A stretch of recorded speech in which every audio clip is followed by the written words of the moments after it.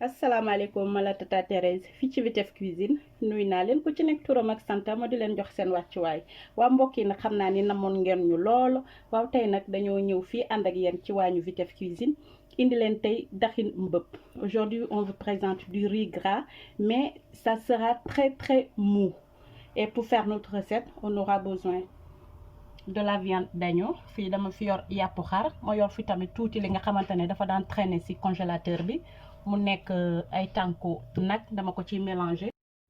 J'aurai besoin du riz gis ngeen ceeb bi dama ko xooj tuuti ci ndox mi, j'ai mis un peu d'eau pour faciliter la cuisson et j'aurai besoin aussi du yoros, j'aurai besoin de la tomate concentrée et ça c'est la tomate fraîche avec un mélange d'oignons. J'aurai besoin de l'ail haché, du tamarin, c'est pour donner aussi le goût un peu acide. Dinaa ci soxla tamit du yéet, dinaa ci def un peu de sel. J'aurai besoin du ñebbe mooy les graines de corail. Lii ay lardon la, lardon yi nga xamante ne boo ko ci defee bu leen neexee aussi mun ngeen togg daxin ak lardon kese, beneen affaire tamit ngeen di am, beneen goût bu super neex ngeen ciy am. Dinaa ko ci def tamit. J'aurai besoin de la poudre d'arachide, ça c'est du bissap blanc. Dinaa ci def tamit dinaa soxla bien évidemment de la pâte d'arachide, ça j'ai un peu mélangé avec de l'eau parce que dafa xaw a dang tuuti. Dinaa ci def tamit mon nokkos VIP, gis ngeen sama nokkos VIP baa ngi noonu. Avec cette nokkos on n'aura plus besoin quoi que ce soit dans la cuisine, il y a tout. Gis nga ba tax ni tey boo leen xoolee sax wanuma leen ay épices ak yeneen parce que def naa ci lépp li nga xamante ne dinaa ko soxla ci sama waañ ci nokkos bi, moo tax ma ne leen nokkosu VIP la. Yaa tout dara manqué wul ci li nga xamante ne dina dem ci nokkos gunge leen ci seeni waañ. Comme ni ma leen ko waxee sànq rek, nokkos yi tamit dañ koy defar di ko jaay. Ku ko soxla joxe naa sunu numéro, da ngay dem ci sunu page Facebook ak ci leen chez Vitef di nga fa fekk suñuy coordonnées boo wala soit nga dem ci sunu mail, bind nañ ko tamit foofu ci page bi. Ko ci soxla rek bu ñu contacter rek dinañu waxtaan ak moom ñu defaral ko li nga xamante ne dina ko gunge ci waañam. Et sans plus tarder on va commencer. Maintenant je vais mettre juste un peu de sel, nañ ci xorom tuuti sunu yàpp bi sans abuser parce que comme ni ma leen waxee rek nokkos bi am na tuuti xorom tamit, dañuy def très attention ci bu ñuy xorom suñu yàpp. waaw léegi gis ngeen teg naa fi sama cin, damay ñëw daal di def sama yàpp. Maintenant je vais mettre la viande. waaye gis nga léegi dama ñëw daal di def sama yéet bi, dama koy defaale benn yoon. ku mu neex tamit mun nga reçu sa yéet bi, nga reçu ko ba mu door rek après nga doog a def sa yàpp. Là je vais rajouter l'ail haché.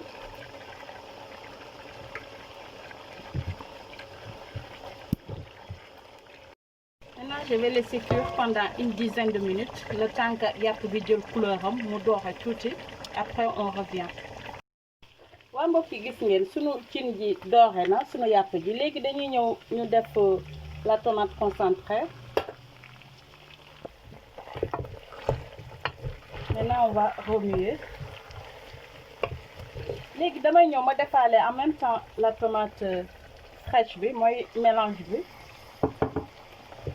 comme ça day dogaale benn yoon. léegi nii laa koy bàyyi nag ba tomate bi yëpp dog, comme ça ma ñëw ma daal di ñuulu tuuti. lii ku ci amoon aussi say ba nga sànni ko ci say laxas, beneen affaire nga ci amaat encore, beneen daxin bu toog. léegi dama koy bàyyi ba ci kanam ba mu xaw a doore, tomate bi dog di moins, après ma ñëw daal di ñuulu daal di def tamit li nga xamante ne dinañ ko ci def. waa mbokk yi gis ngeen sunu tomate bi dog na. Maintenant je vais juste rajouter de l'eau, dama ñëw ma daal di ñuulu.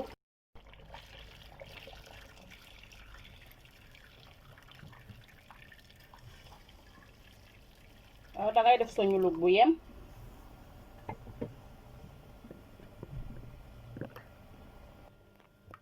léegi damay ñëw je mets le bissap blanc, ma daal di def lardon yi aussi.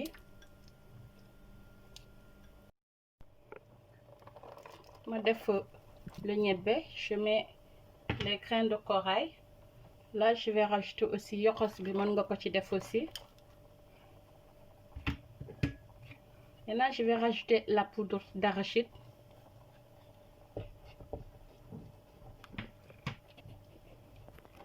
Léegi après nga mélanger. Poudre d'arachide bi aussi c'est facultatif, ku mu neexu la bu ko ci def, mais daxin ak nu mu tuddati encore gerte noflaay, ça se marie très bien.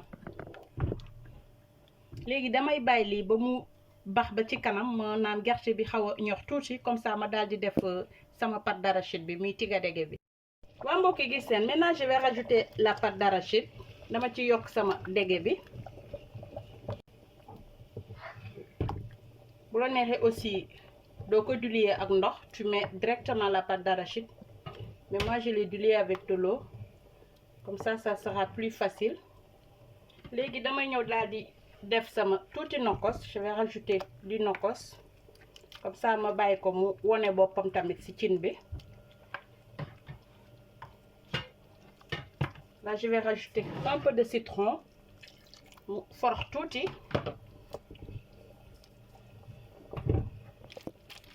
Ma daal di ci def aussi un peu de tamarin. Je vais rajouter un peu de tamarin. Bi tamarin bi nag mooy yi nga xamante ne amul doom yi. Rajouter les feuilles de laurier. Maintenant je vais laisser cuire pendant une demi-heure, le temps que dege bi ñor bu baax a baax. Après ñu ñëw daal di xool fu mu toll pour ñu mën a sóor suñu ceeb. yor naa fi aussi ay kaani tëmbal, mais damay xaar ba ci kanam, damay bañ mu tas parce que dama fi yor ay xale te kaane bi moom dina xaw a doy waar tuuti. waa mbokk yi gis ngeen, macha allah xooleen suñu daxin bi rek te sóoraguma sax. Léegi damay ñëw daal di def ci, je rajoute du piment doux. ma bàyyi ko tuuti mu xaw a kii ci biir cin bi aussi. Léegi damay ñëw ma daal di nu mu tuddati encore, ma daal di sóor sama ceeb.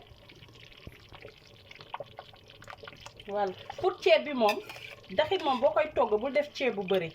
Tu mets juste un peu de riz, parce que comme lu tooy la, boo defee ceeb bu bëri, boo xoolee sax man j'ai juste mis un peu de riz, comme ça danga koy bàyyi mi ñoraale. gis ngeen, dama leen fàtte wax aussi, j'ai changé de marmite parce que cin bi ma joroon dafa xaw a tuuti par rapport ak quantité bi may togg. macha allah gis ngeen. Léegi dama koy bàyyi nii à peu près 1 heure aussi, ça dépend aussi si yow ceeb bi nga yor sa kër. voilà gis ngeen, comme man ceebu dijj bi laa yor, léegi dama koy bàyyi mu ñor bu baax.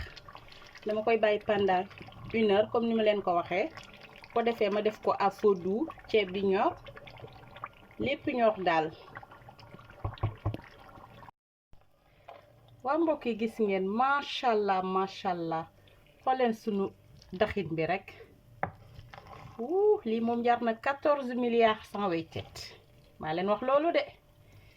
dama ko bàyyi à feu doux rek mi ñor ndànk ba mu jël couleur am, surtout diw bi tëmb ci kawam. après dama mujjee tonni tuuti dëwlin bi.